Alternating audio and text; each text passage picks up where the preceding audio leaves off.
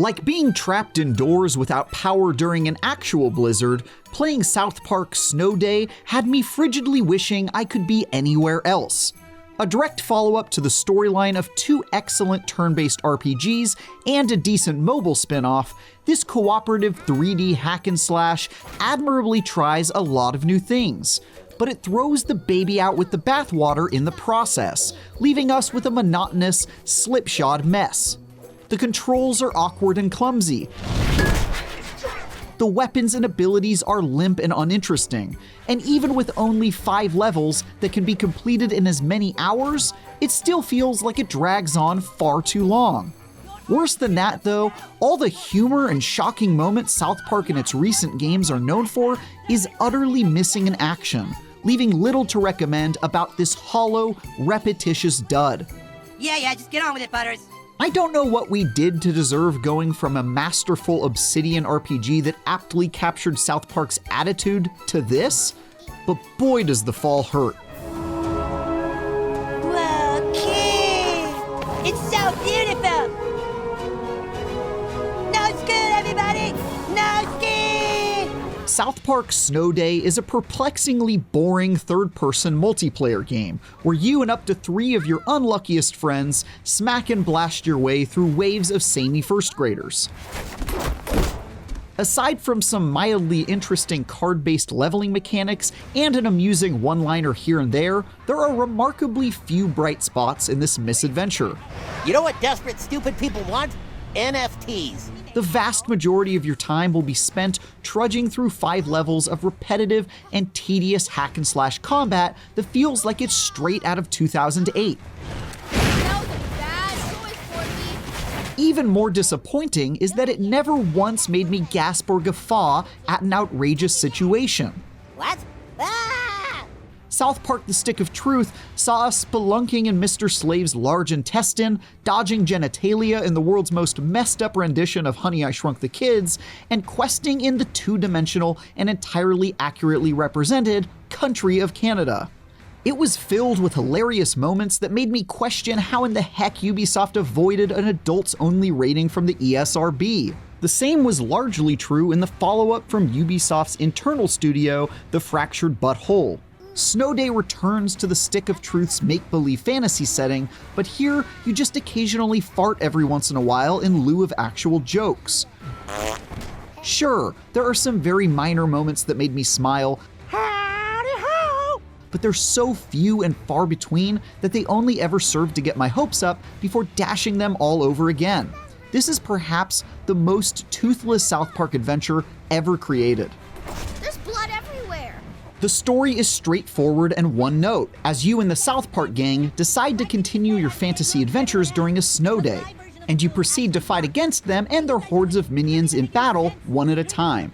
The whole thing lasts about 5 hours, and very little of note happens along the way. There are no big surprises, 0 shocking gross-out moments, and even the characters you know and love behave in a bizarrely tame fashion compared to how you'd expect after all these years. The wholly unhinged Randy makes a few appearances where he's hoarding toilet paper, but he never flies off the rails or delivers any memorable one-liners. I'm so happy! I found this chest full of toilet paper! Even Cartman, whose entire personality is being the biggest monster imaginable, is mostly well-behaved the whole way through, despite briefly doing a stint as the bad guy himself. I'm the wizard. I'm the only one that gets to use banned spells. Instead of quality lowbrow jokes, you spend most of the time listening to the most irritating first graders repeat the same lines over and over again during combat, like this. I thought it would feel different. Yes, I'm slain! That appallingly flat writing makes an already bad game not even worth pushing through for a few laughs, and that's an extremely hard pill to swallow as a decades-long South Park fan. Can I have a do-over? You can't call your mom in to fight for you, Cartman. Fucking cry about it, Kyle, you little bitch. After setting the bar so low, it was difficult to imagine, but the untidy, soulless combat that accounts for the vast majority of playtime is Snow Day's biggest miss. You select one of 3 melee weapons, twin daggers, I have a boober. a sword and shield, Eek. or a battle axe. and one of 3 ranged weapons: a bow and arrow, a wizard staff, or a wand to bring into battle, allowing for precious few options for how to play.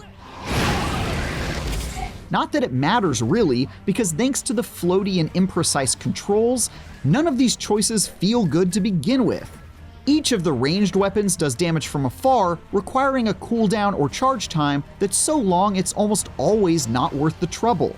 All 3 of the melee weapons are at least more reliable for damage, but don't lock onto enemies, have awful hit detection, and when you do connect, it feels a bit like dueling someone with a helium balloon. Ow, I'm dead. The only other major tools in your arsenal are the 2 equally underwhelming powers you get to equip, selected from 8 total options, which include stuff like this healing totem that regenerates nearby allies' HP for a short amount of time, or this deployable turret that fires snowballs at passersby. These are at least more interesting than any of the base weapon options, but since they're recharged by doing damage and scoring kills with your other weapons, definitely don't solve the problems with combat.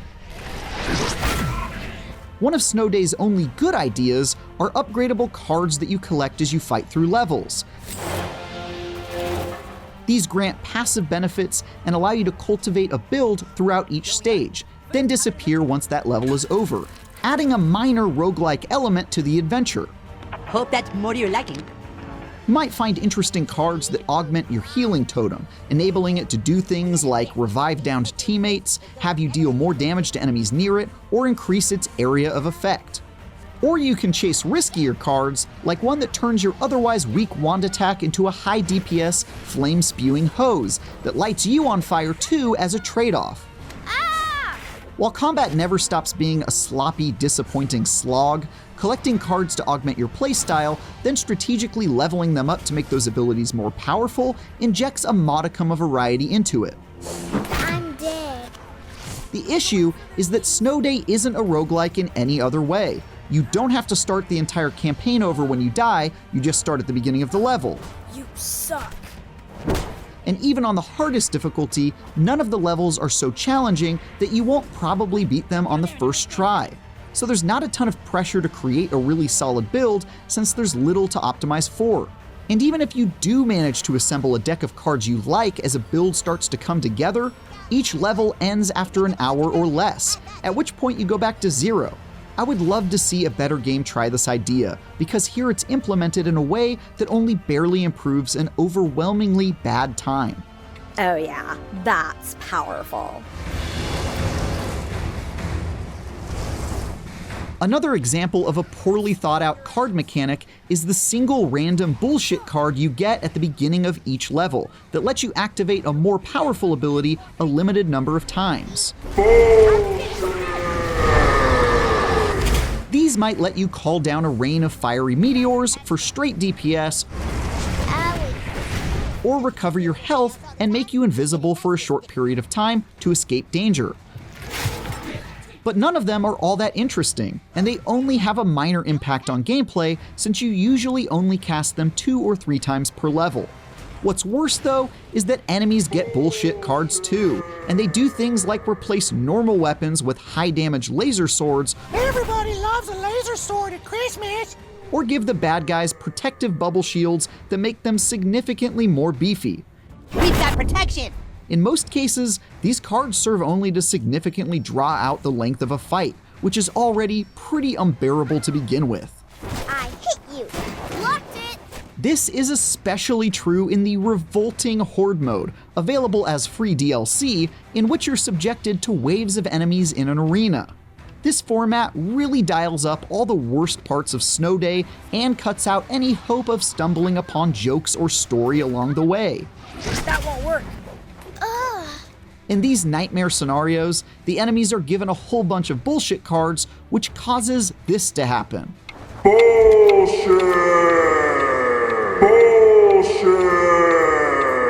The enemy played a bullshit card. Welp, at least this mechanic lives up to its name. No. Ha! The Marshwalkers just made a way out. I'm just doing my job. We know exactly what a great South Park game can look like, and South Park Snow Day couldn't be farther from it. I'm a huge fan of throwing out the rulebook to try something completely fresh, especially in this age of samey sequels and forever live service games that increasingly play it safe. But this bold attempt at a new direction misses the mark so drastically, I'm aghast at just how sideways things went. Whether it's due to the thoroughly unenjoyable combat or the uncharacteristically toothless and unfunny story, I said screw you, you get it. Never mind. I can't recommend anyone waste their time on this cooperative lost cause, even my fellow diehard South Park fans.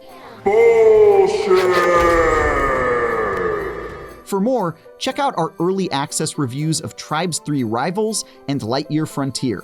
And for everything else, stick with IGN. Oh, thank God! You gotta help me! I was scrounging around for supplies and I got stuck in the ice! But I hit the jackpot! Look at all this toilet paper!